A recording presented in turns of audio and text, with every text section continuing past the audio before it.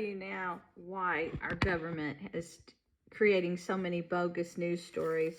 It's not just to make the world negative so that more demons enter our realm. It's to hide the fact that they have opened portals and the Stargate that has invited all the things out in the universe that God never wanted us to be exposed to. God gave us everything we needed right here on planet Earth to exist for centuries and reproduce. It was the dark side of man that let the enemy in that God told you about in the Garden of Eden. He said when you ate from the tree of forbidden fruit, that knowledge would seal your fate. That would be what would destroy mankind. And in order to punish man for his defiance, that's how they say death was created. And when I was a child, I had a hard time grasping something so dark.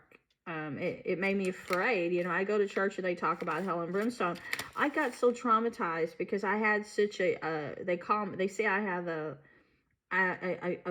mind that goes into heaven and space. I couldn't understand why I was a space cadet as a child. Now I know. I had a mind that was really out there. But to a child, when you hear those horrifying things, you become withdrawn and afraid. I started having nightmares. And I remembered when I went to Ninth and All Baptist Church, Reverend Butler's son, he was a preacher too. He had to bring his little boy over, and I was 12, and I was just getting ready to have my 13th birthday because I got so traumatized by his sermons. I could not sleep at night with the light out. I started putting a crucifix over my bed. I went to my family doctor and told him my problem. So my family doctor was Dr. Ryan. He used to have a psychiatrist named Dr. Alonzo that would follow him around.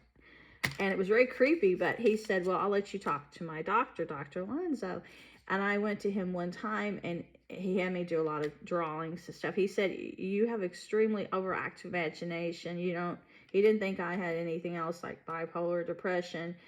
He thought I seemed like a normal kid, other than I had seen too many horror movies at a young age, and I had just an imagination. But I just remember that the things that I was afraid of in my youth are now becoming reality. The things that I saw. The devil is here. It wasn't when I was 6 years old, when I would put my dolls around me, that one time I feared something, what I call the astral plane, was trying to get crossed through. And I just saw this dark figure in my mind. It wasn't there. It was my overactive imagination, but it was the devil trying to use my mind to bring me into his chamber. I know there is a veil between heaven and earth, because whenever God spoke to me, said he was going to take this little girl named Billy if I did not let her come here and stay. She called me up one day, and she was with some bad friends, but she was living with her grandma at the time. I thought, well, she's safe with her grandma. Why would I said, but I told her later, if you want me to come get you, and you want to come and stay with us for a while, I have to ask Bob, and then I'll come get you. I went to school with a girl named LaShawn, and it was her daughter. And her husband didn't like this little girl. He kicked her out, so she went to live with her loving grandma. Her grandma adored her. Her grandma's a great lady. But she ended up, the day after she asked me if I would come and get her to go get some clothes. She was staying with this girl too, part-time, wild girl, taking care of her kid.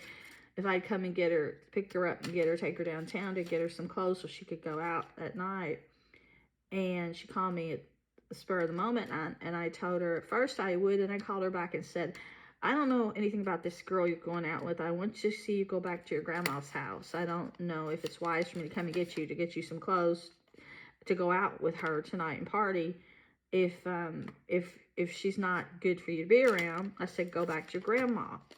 And she says, well, I'm still going to go out. Well, that night she called me, and she said, but God said, take my child, or I'm gonna take her to heaven. She's miserable here. It's like a voice or something in my head. I felt like it was really him, or maybe it was the devil here on my property. I don't know. But that night she called me and she said, I just talked to my guy I've got a crush on. He's a wrestler. And I go to his show. He goes, I talked to him on the phone.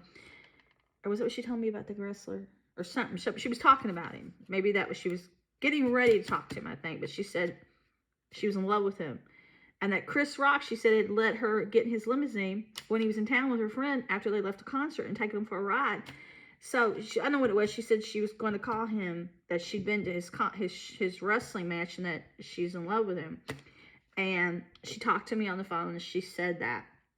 Well, then she got off the phone and then half hour later, see, I was told by God he was going to take her. Okay, a half hour later, I get the call. She's dead. She had called the wrestler after she talked to me, and she was talking to him on the phone right when she screamed, and the car hit a tree, and she was the only one that was flown out the back window and dead. And the saddest thing was, right before she died, she said, I love you, Sherry. And I'd only had her over at my house a few times. She was underprivileged, and I used to buy them presents at Christmas a couple years because their mom and dad didn't. And I had her at my house a few times with her sister, like more than 5 times. And I'd taken her out for her birthdays and like given her money to get presents. That's the kindness I showed her. I wasn't like she was here all the time, but she just wanted to let me know how much she loved me. That little bit of kindness. And I was one of the last people she spoke to before she died. She said to me, I love you. And then after she said this to me, she called her mother and she said she wanted to let her mother know she loved her, even though her mother had to put her out because her husband didn't want her around. We were the last 2 people. And that morning I got up and I just saw this thin veil between heaven and here, and I was like looking into it. I was like almost crossing over, but I couldn't. There was a barrier, but I knew right then and there that heaven and earth are so close together. There's just a very thin line. And Daniel Easton called that day. This guy from New York, I guess I don't know if he's the mob or what, but he called me, and I was hysterical, crying on the phone, and he was trying to calm me down. And he wanted to call back later, and it's when he said, I want to send you the Ghost Whisperer. I've never seen the series, but he sent it to me. He says, you've got this gift, you can talk to the dead.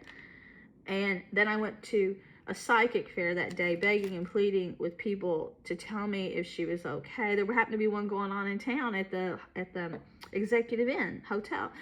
And I was just trying to get something to make me feel better about her, where she was, if I could help her, what I could do for her.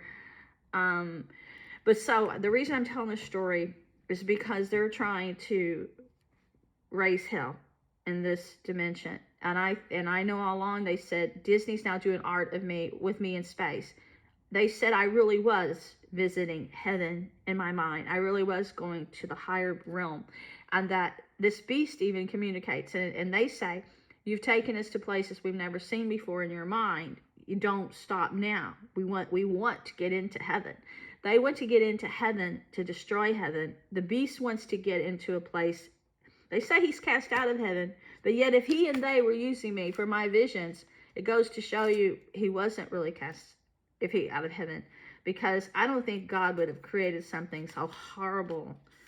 And I don't want to go against God and say, well, maybe there's parts in the Bible that isn't true. But if the devil had ever visited the heaven places I see, he wouldn't have had to depend on my brain. So I think we have a connection to God. We're made in his image, and that beast doesn't. That beast is not connected. I don't think so. Not from what I've seen of this thing. And I don't think people that are dark branches of government that are actually the Antichrist in human form, they can. And I feel very sorrowful that I ever created anything, any story. I'm sorry I ever let the devil in my mind, that they ever could read my mind to get there through the government. They created weapons now that can. There are demons that can read your mind. And, I ask God's forgiveness all the time. And I just say, I'm so sorry that I've helped the world evolve to this dark nightmare by being so gullible, that having this childlike heart that I wanted to get along with everyone and please everyone. I wanted to trust everyone.